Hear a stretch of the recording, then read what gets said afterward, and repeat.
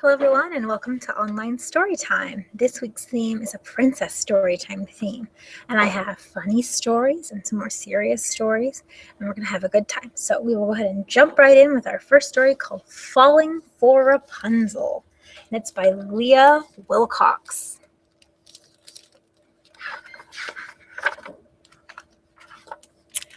Once upon a bad hair day, a prince rode up Rapunzel's way. From up above, he heard her whine, upset her hair had lost its shine. He thought her crying was a plea, and sailed forth to set her free. Alas, she was too far away to quite make out what he would. Rapunzel, Rapunzel, throw down your hair.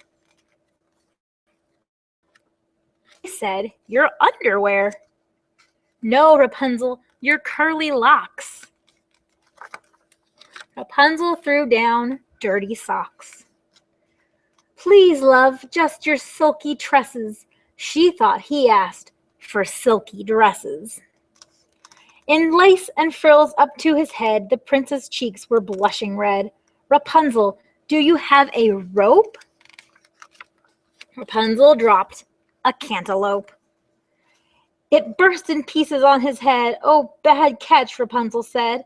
Perhaps, he sighed, this is a test.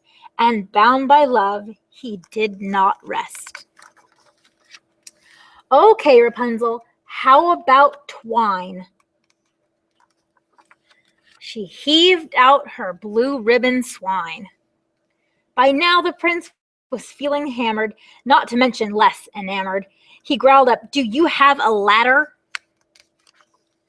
Rapunzel tossed out pancake batter. It covered him from head to toe. She yelled, it's better cooked, you know. At this, the poor prince had a cry, then cupped his hands for one last try. Rapunzel, Rapunzel, let down your braid.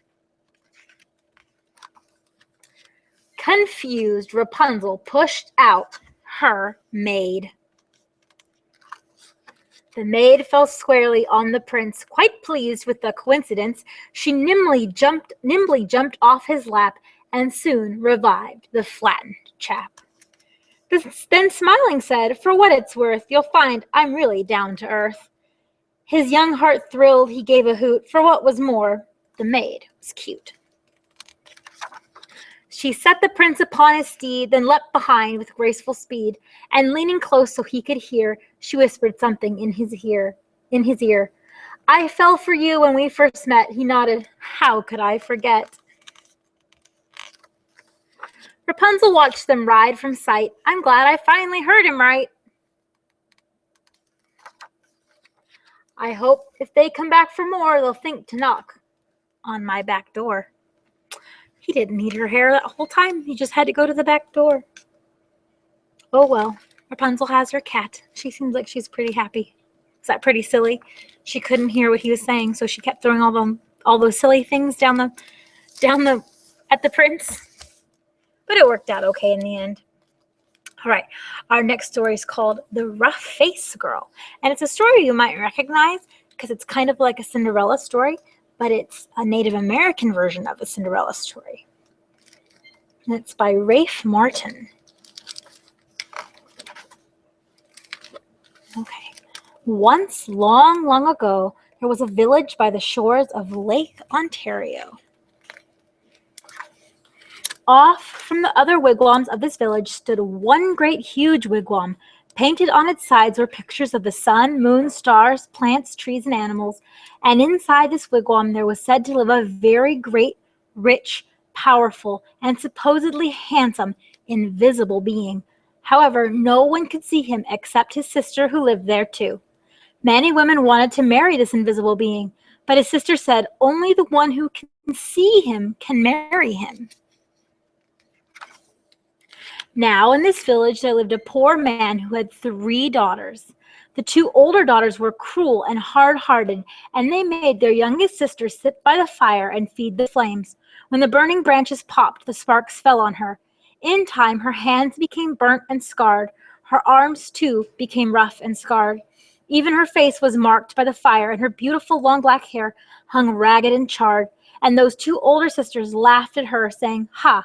You're ugly, you rough-faced girl." And they made her life very lonely and miserable indeed. You see, they were not very nice to her. One day, these two older sisters went to their father and said, "Father, give us some necklaces. Give us some new buckskin dresses. Give us some pretty beaded moccasins. We're going to marry the invisible being." So their father gave them these things. Dressed in their finest, the two girls marched through the village. All the people pointed and stared. "Look at those beautiful girls," they said. "Surely they shall marry the invisible being." And if those two girls were proud and hard-hearted before, they were even prouder now. They walked haughtily through the village. At last they came to the wigwam of the invisible being, and there was his sister waiting. "Why have you come?" she asked. "We want to marry the invisible being," they answered. "That's why we're here." "If you want to marry my brother," she replied, "you have to have seen him. Tell me, have you seen the invisible being?" "Of course we've seen him," they insisted. "Can't you see how pretty we are? Can't you see the beautiful clothes we wear? Oh, yes, anyone can tell that we've truly seen the invisible being." "All right," she said quietly. "If you think you've seen him, then tell me, what's his bow made out of?"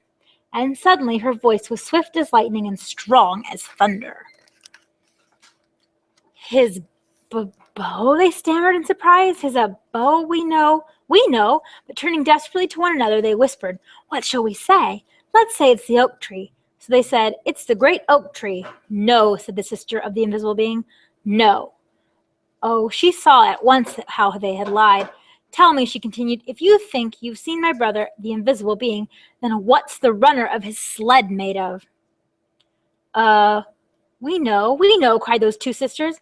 But whispering feverishly again, they wondered, "What shall we say? What shall we say? Let's say it's the green willow branch." "No," said the sister when she heard. "No, you have not seen my brother. Now go home." "Just test us fairly," they exclaimed. "We've seen him. Just don't ask us all these silly questions." "All right," said the sister of the invisible being. "Come with me." And she took them back to the great wigwam and sat them in the seats furthest from the entrance, the guest seats. Soon they heard footsteps coming along the path.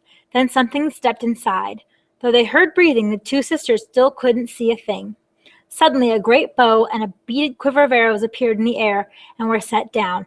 But though those two girls sat there, their eyes wide, all through the night, they never saw a thing more, and in the morning they had to go home ashamed. The next day, the rough-faced girl went to her father and said, "Father, may I please have some beads? May I please have a new buckskin dress and some pretty moccasins? I am going to marry the invisible being, for whenever I look, I see his face." But the father sighed. "Daughter," he said, "I am sorry. I have no beads left for you, only some little broken shells. I have no buckskin dress, and as for moccasins, all I have left are my own old, worn, cracked, and stretched out pair from last year, and they're much too big." But she said, "Whatever you can spare, I can use." So he gave her these things. Then she found dried reeds, and taking the little broken shells, she strung a necklace. She stripped birch bark from the dead trees and made a cap, a dress, and leggings. Then, with the sharp piece of in the back bark pictures of the sun, moon, stars, plants, trees, and animals, she went down to the lake shore and soaked the moccasins in water until they grew soft. Then she molded them to her feet. But they were still too big, and they went flap, flap, flap like duck's feet as she walked. And all the people came out of their wigwams. They pointed and stared. "Look at that ugly girl," they laughed. "Look at her strange clothes." Hey, go home, you ugly girl. You'll never marry the invisible being." But the rough-faced girl had faith in herself, and she had courage. She didn't turn back. She just kept walking right through the village. As she walked on, she saw the great beauty of the earth and the sky spreading before her. And truly she alone of all in that village saw in these things the sweet yet awesome face of the invisible being. You see the face? There's the eyes and the nose and the mouth. At last she came to the lakeshore just as the sun was sinking behind the hills, and the many stars came glittering out like a fiery veil in the darkening sky overhead. And there, standing by the water's edge, was the sister of the invisible being, waiting. Now the sister of the invisible being was a wise woman. When she looked at you, she didn't just see your face or your hair or clothes. No, when she looked at you, She would look you right in the eyes, and she could see all the way down to your heart. And she could tell if you had a good, kind heart or a cold, hard, and cruel one. And when she looked at the rough-faced girl, she saw at once that though her skin was scarred, her hair burnt, her clothes strange, she had a beautiful, kind heart. And so she welcomed her dearly, saying, "Ah, my sister, why have you come?" And the rough-faced girl replied, "I have come to marry the invisible being." "Ah," said the sister very gently, "if you want to marry him, you have to have seen him. Tell me, have you seen my brother, the invisible being?" And the rough-faced girl said, "Yes." "All right, then," said the sister, "if you have seen him, tell me, what's his bow made of?" And the rough-faced girl said, "His bow? Why, it is the great curve of the rainbow."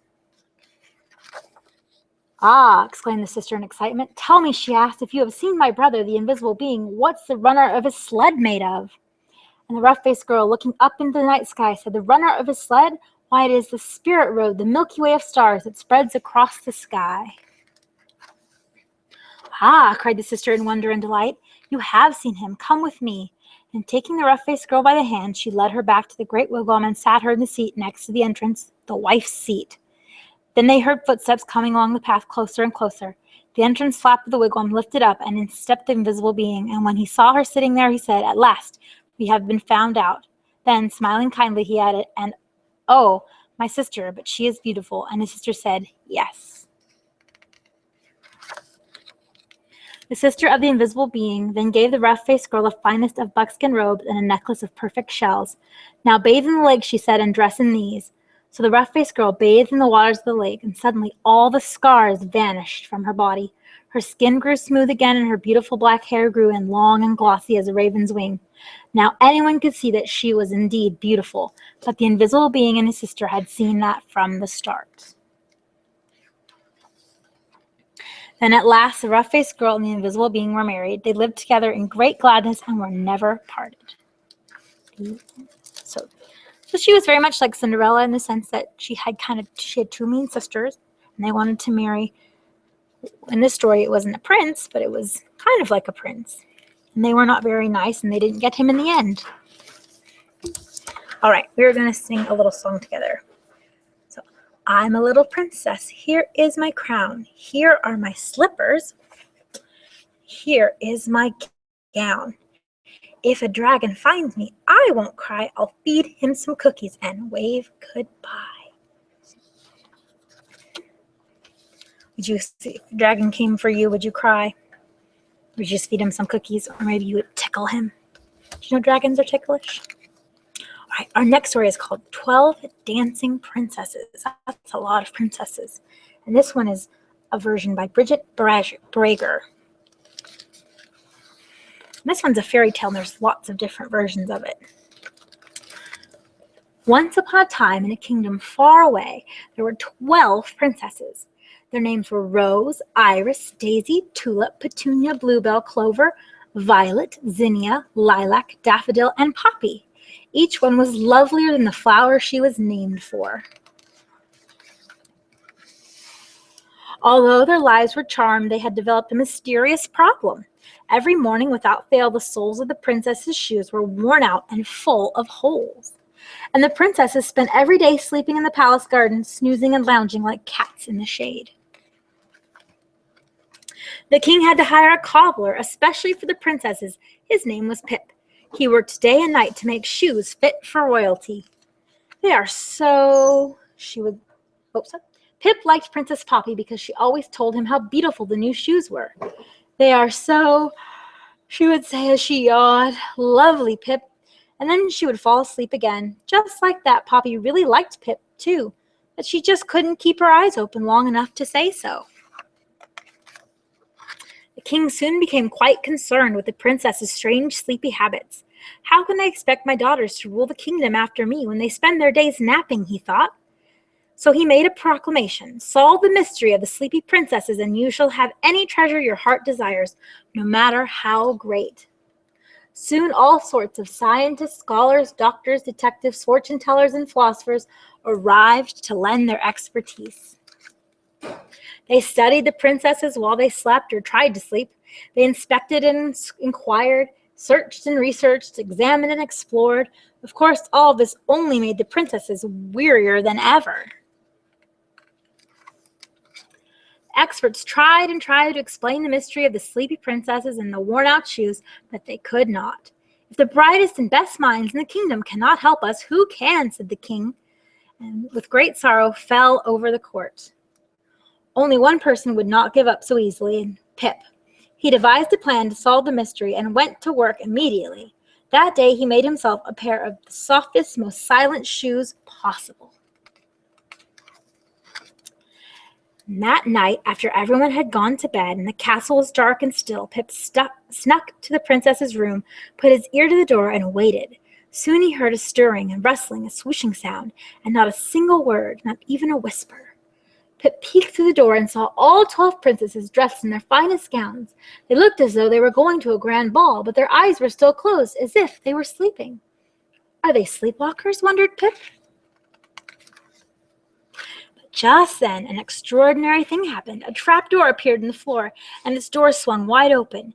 Inside were steep stairs leading down, down, down. The princesses descended one by one, still fast asleep. Pip crept along behind them, quieter than a mouse, in his exceptional shoes. The stairs led into a cavern filled with a forest of shimmering, shining, glittering trees made of silver, gold, and diamonds. Perched in the trees were beautiful, jewel-colored birds singing quiet lullabies. "This is a magic place," thought Pip. "No one would believe it unless they saw it." So he broke off a few twigs of the trees to keep as proof. At the edge of the forest, there was a dark, dreamy lake with boats waiting on its shore.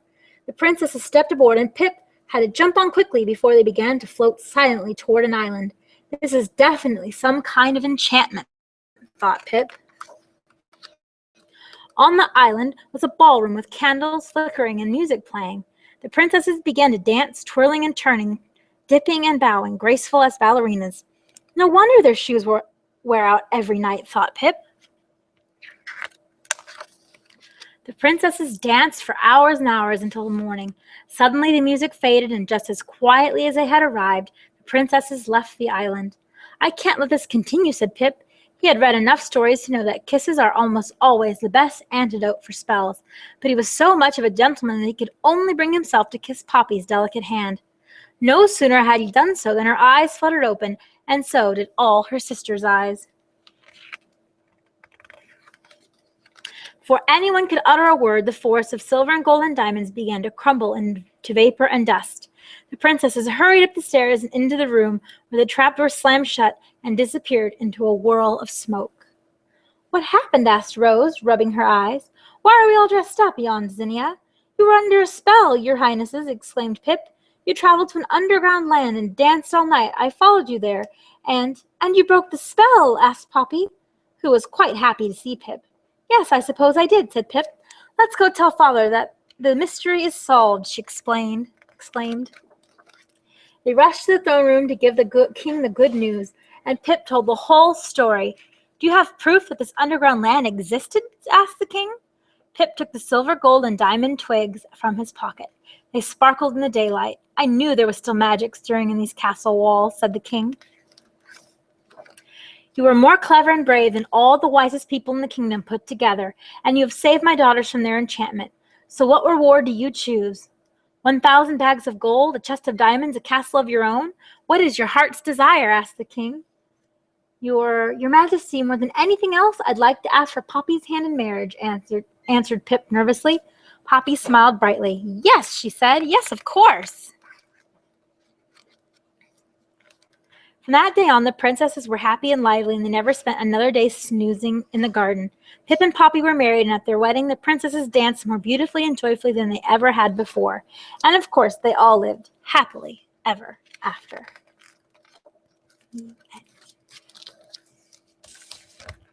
All right. I have a song that we're going to do together real quick. "I am the princess of running. I run and run and run. My subjects all run with me, and we have so much fun. I am the princess of jumping. I jump and jump and jump. My subjects all jump with me and fall down with a bump. I am the princess of turning. I turn and turn and turn.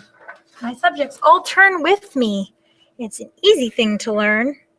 I am the princess of dancing. I dance and dance and dance. My subjects all dance with me and sit when they get a chance.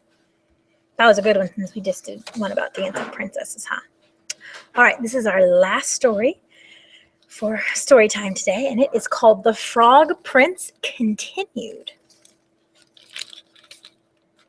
So this is extra about the Frog Prince. Let's see what happens to the Frog Prince. The princess kissed the frog, he turned into a prince, and they lived happily ever after. Well, let's just say they lived sort of happily for a long time. Okay, so they weren't so happy. In fact, they were miserable. Stop sticking your tongue out like that, nagged the princess. How come you never want to go down to the pond anymore, whined the prince. The prince and the princess were so unhappy they didn't know what to do. I would prefer that you not hop around on the furniture, said the princess, and it might be nice if you got out of the castle once in a while to slay a dragon or a giant or whatever. Didn't feel like going out and slaying anything. He just felt like running away. But then he reread his book, and it said right there at the end of his story, they lived happily ever after, the end. So he stayed in the castle and drove the princess crazy. Then one day the princess threw a perfectly awful fit. First you keep me awake all night with your horrible croaking snore. Now I find a lily pad in your pocket. I can't believe I actually kissed your slimy frog lips. Sometimes I think we would both be better off if you were still a frog. That's when the idea hit him. The prince thought, still a frog? Yes, that's it. And he ran off into the forest looking for a witch who could turn him back into a frog. The prince hadn't gone far when he ran into just the person he was looking for. Miss Witch, excuse me, Miss Witch, I wonder if you could help me. Say, you're not looking for a princess to kiss you, are you? Asked the witch. Oh, no, I've already been kissed. I'm the frog prince, actually. I was hoping you could turn me back into a frog. Are you sure you're not looking for a beautiful sleeping princess to kiss and wake up? No, I'm the frog prince. That's funny, you don't look like a frog. Well, no matter. If you're a prince, you're a prince, and I'll have to cast a nasty spell on you. I can't have any princesses waking up Sleeping Beauty before the 100 years are up. The prince didn't stick around to see which nasty spell the witch had in mind. He ran deeper into the forest until he came to a tiny cottage where he saw another lady who might help him. That's a witch in a cottage. I wonder what witch this is. Miss Witch, excuse me, Miss Witch, I wonder if you could help me. I'm a prince and... What did you say, prince? Croaked the witch. No, I'm not the prince looking for Sleeping Beauty, but yes, I'm the frog prince, and I'm looking for a member of your profession who can turn me back into a frog so I can live happily ever after. Frog prince, you say? That's funny. I thought frogs were little green guys with webbed feet. Well, no matter. If you're a prince, you're a prince, and I can't have any princesses rescuing Snow White. Here, eat the rest of this apple. The prince, who knew his fairy tales and knew a poisoned apple when he saw one, didn't even stay to say, no, thank you. He turned and ran deeper into the forest. Soon he came to a strange-looking house with a witch outside. Look, she's planting ice cream. I wonder which witch this is. Ahem, Miss Witch, excuse me, Miss Witch. I wonder if you could help me. I'm the frog. If you're a frog, I'm the king of France, said the witch. No, I'm not a frog, I'm the frog prince. But I need a witch to turn me back into a frog so I can live happily ever after. Can you do it? Said the prince in one long breath. The witch eyed the prince and licked her rather plump lips. Why, of course, dearie, come right in. Maybe I can fit you in for lunch. The prince stopped on the slightly gummy steps. Something about the house seemed very familiar. He broke off a corner of the windowsill and tasted it. Gingerbread. I hope you don't mind my asking, Miss Witch, but do you happen to know any children by the name of Hansel and Gretel?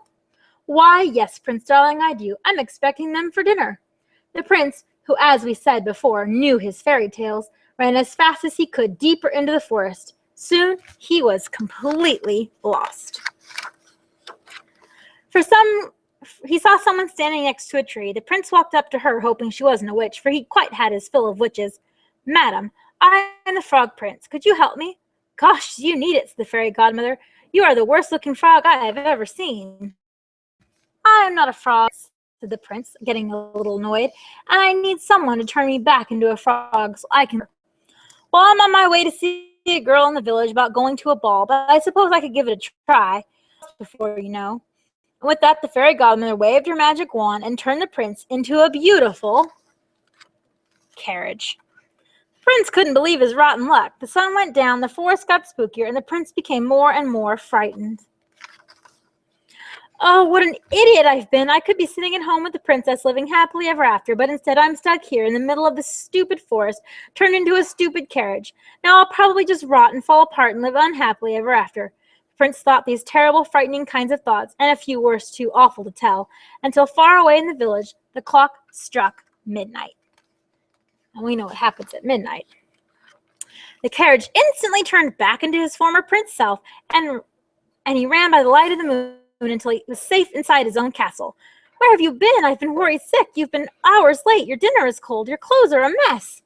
The prince looked at the princess, who had believed him when no one else in the world had. The princess who had actually kissed his slimy frog lips. The princess who loved him.